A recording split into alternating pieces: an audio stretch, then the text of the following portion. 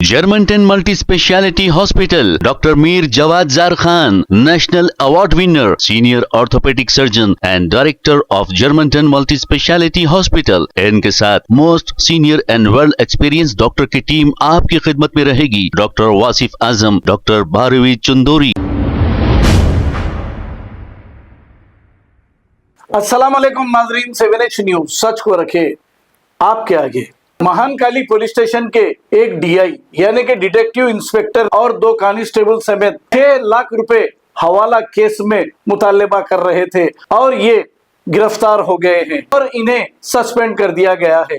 जब से कांग्रेस हुकूमत आई है रिश्वत आम हो गई है।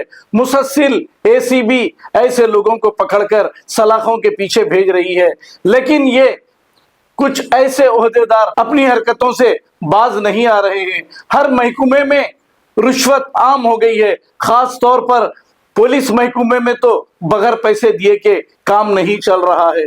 हालांकि अच्छे पुलिस ओहदेदार भी हैं, ऐसे लोगों की वजह से उन लोगों का भी नाम खराब हो रहा है।